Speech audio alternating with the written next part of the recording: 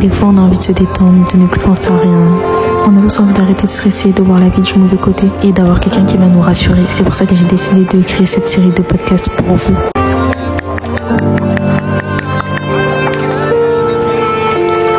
Hello tout le monde, j'espère que vous allez bien. Moi personnellement ça va très très bien.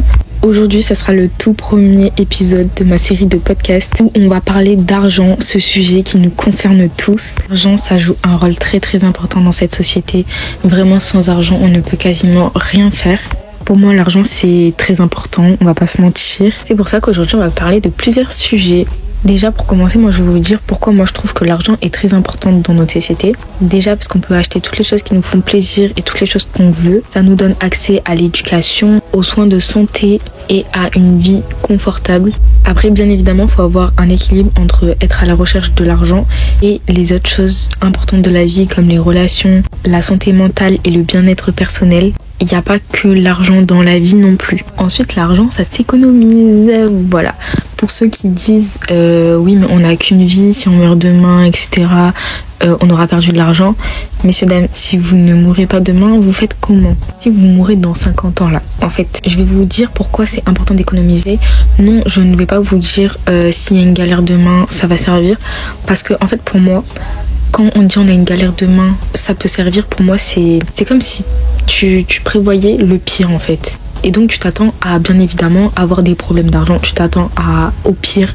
Donc quand tu t'attends au pire, forcément le pire attire le pire. C'est la loi de l'attraction. Donc si tu penses au mauvais, ça va attirer du mauvais.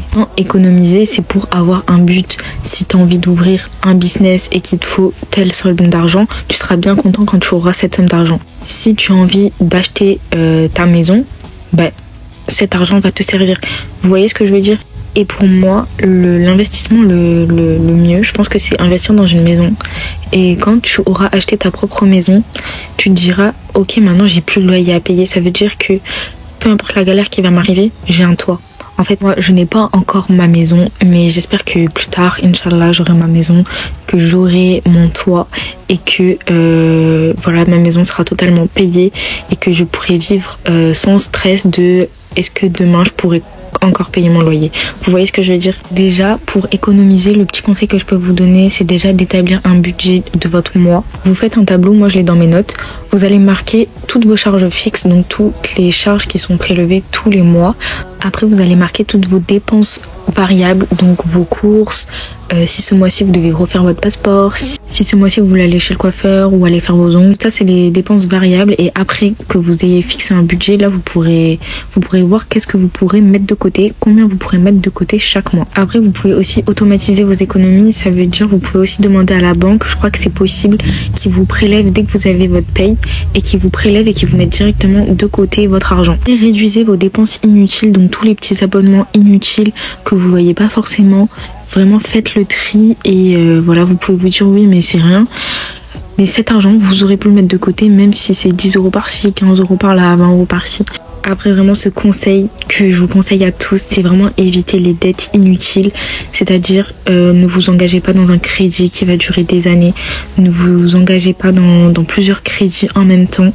Franchement les crédits, évitez au max si vous pouvez éviter.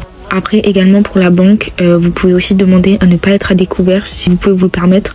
Tout simplement parce que être à découvert, même pour votre mental, vous vous dites ok je suis à découvert. En fait non. Et là en fait vous vous dites ok j'ai un découvert de 500 €, je vais être à découvert de 500 € du coup.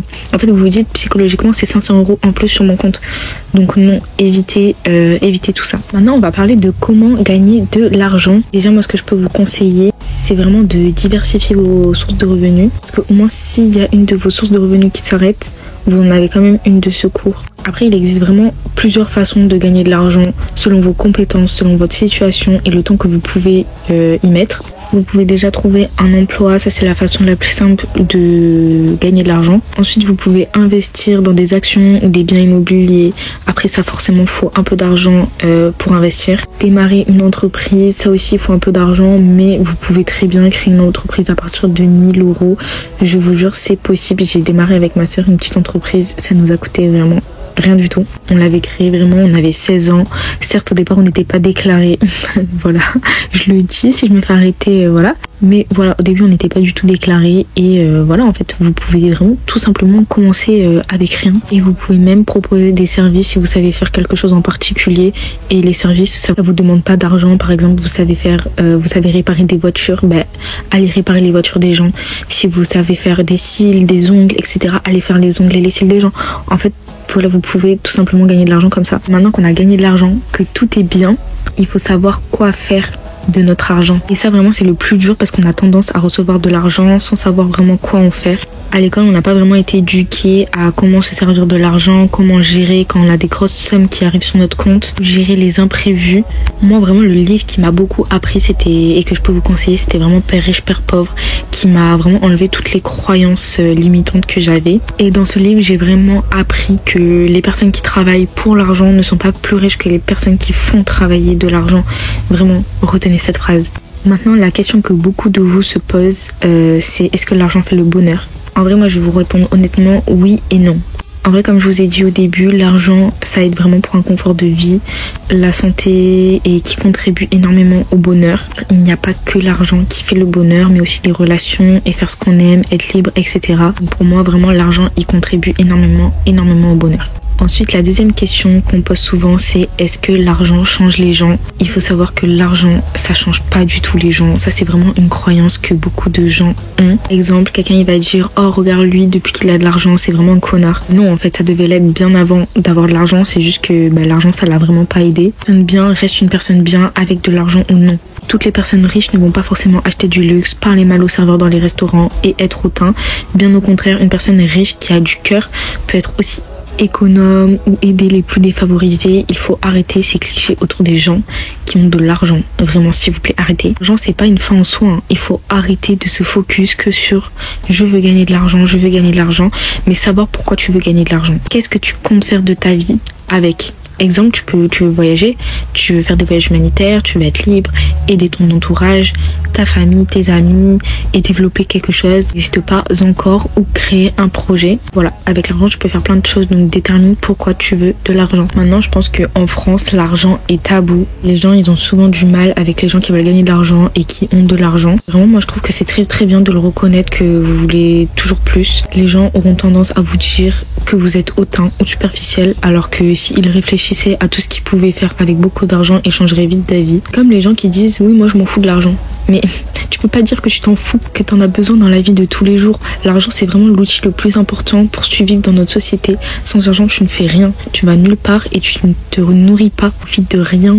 On a le droit de vouloir toujours plus. Et ça ne fait pas de nous une personne qui ne sait pas de se contenter de ce que l'on a. Bien au contraire, c'est normal. Et c'est comme les objectifs sportifs, etc. On a envie d'avoir toujours plus. Ça, l'être humain, il est comme ça. Il ne se contente jamais de ce qu'il a. Il veut toujours plus et c'est absolument pas négatif. Mais après, c'est déjà bien de se contenter de ce que l'on a et après de vouloir viser plus haut. Et vraiment, en France, il faut vraiment casser ce tabou sur l'argent et en parler librement. Ne pas avoir peur de dire combien on gagne par mois et ne pas avoir peur de donner son avis sur l'argent. On en a tous besoin et les générations ont changé et nos croyances aussi. On va parler du manque d'argent. Les personnes qui pensent être en manque d'argent, c'est parce qu'elles veulent quelque chose qu'elles ne peuvent pas se permettre ou elles se comparent à une situation financière de quelqu'un d'autre.